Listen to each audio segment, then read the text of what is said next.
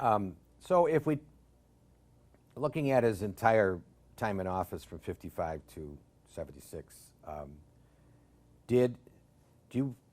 what do you think his legacy was for the history of the city of Chicago?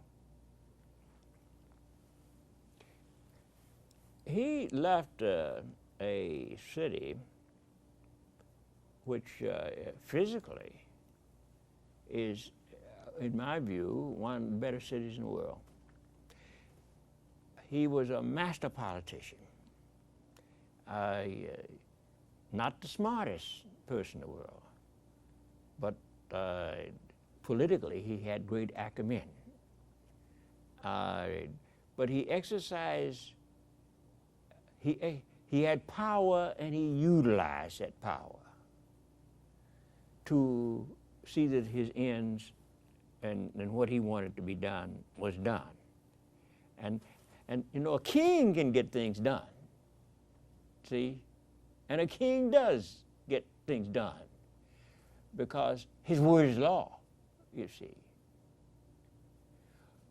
But some people may suffer on account of that approach, and it can be and things can operate very efficiently in certain ways. So he loved the city, and a lot of, I think, the pluses of this city that we have. Fortunately, Burnham came along, and Burnham, from taking over the lakefront and ruining that, they're making good assault on some things now, but let's say the mayor loved the city, and he felt that what he was doing was maybe it wasn't the best way to approach in some ways, but he felt what he was doing was in the best interest of the city, and whatever was in the best interest of the city was in the best interest of everybody who was here. And let me just touch on one final thing with the mayor. Not too long before he passed, I was in the pump house, the passageway. Yes. And I was looking at some old items that were in the window for display. And I heard I felt this knock on my back, you know, somebody knocking on my back. I looked around, and that was the mayor with a big smile on his hand, and his face, and his hand. So the mayor did not dislike me, you see. And he never on the council floor attacked me. He attacked some others, whatever, but he never attacked me, you see. For that, and I did not dislike him. I just disliked the politics of the situation, and I still do dislike that kind of politics. We asked a former committeeman and alderman and congressman what he thought the two biggest changes were in the way patronage politics operates in Chicago, and he said the two main reasons are Shackman 1 and Shackman 2. Would you care to comment on the Shackman decrees? Well, the Shackman decree had immense effect. The Shackman decree came about during the time I was alderman, you see. And I know Mike Shackman. I know him, you see, from my activities, you know, and independent politics like. And he's a young fellow, he's younger than I am at the time. And but that shook up the organization because it now meant that the patronage couldn't be used as blatantly as it had been used before. And it did serve to change things from what to a large extent from the way they were, you see. Now they get around things, you see, but now, except for exempt positions, you're supposed to really play by the rules. They get around those rules, but when they do so, they violate the Shackman Decree. And as a result, there has been a more openness. And as a result, the party has been weakened. It used to be so that the precinct captains, they were there because of the patronage system, and they had to take care of the politics of the business in order to keep the jobs.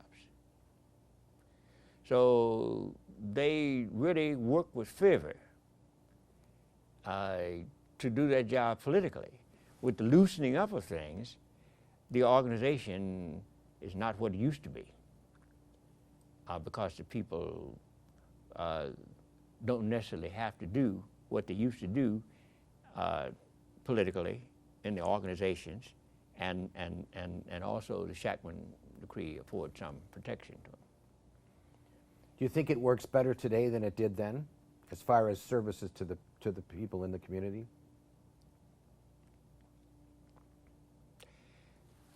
I can't say that to be so. Now, one of the problems, the way things were before, the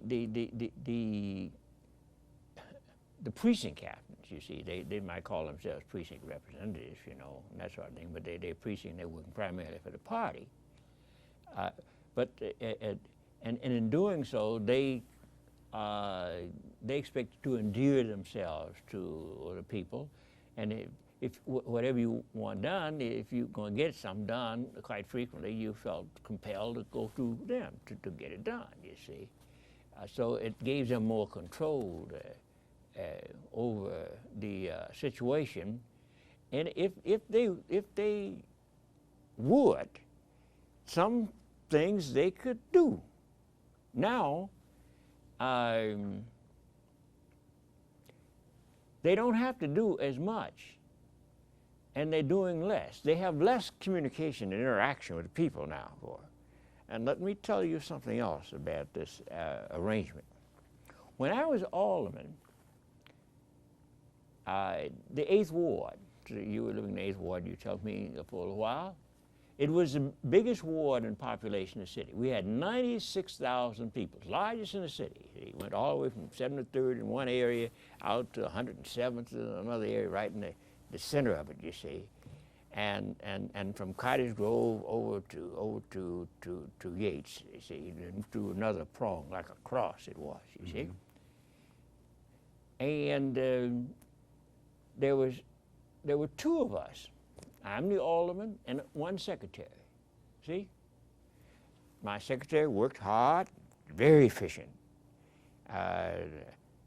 He had been an administrator with the National Guard, took care of the company administration, and I was come to commander for a while in the National Guard, and that's how I came about him, and he became my secretary, and the best secretary one could have.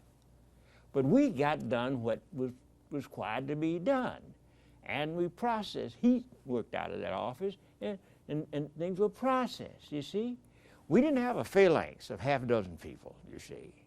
And as alderman, I had to be available in office hours, but every evening I was in my office. Every evening I was in my office, maybe not for formal office hours, but I was there. And I got around, and you know, to because I'm independent, I had to do this. If I weren't, I wouldn't had the staying power that I had. But now, with all of the staff, you don't see these people. They don't, and I'm going to say flat out, they don't need all that staff. They don't need all that staff. It could function much better. They have at their dispensation now $1 million. I think they do, you see. Because they've changed the way things are done to, say, give the aldermen more power and so forth to figure out what should be done. For here, this for what and it used to be handled citywide. But then they have discretion in how to use it. I don't know what's working better. I don't know that that's working better. We're spending much more money, you see. We're spending much more money. When I first became alderman, I may have been making $5,000 or $6,000 a year. It was a long time ago. You know, the budget secretary wasn't making that much. Things have changed drastically. Now they have millions accomplishing much less in many ways. Well, so I can't say it's working better. I can't say it's working better. To sort of sum this up, what advice would you give to people who wanted to get into Chicago politics? Oh, geez, I encourage young people. Of course, they don't seem to be as motivated as some of them as they might be, and I think they would be. As I say, when I went to college, I studied political action, but what I did find out, this is an aside, that the politics is the way political science you study in school really is not the way politics works, you know. But in the actual politics, they burn the books and yes, that those lessons really don't apply to the way the actual practice. What should be good.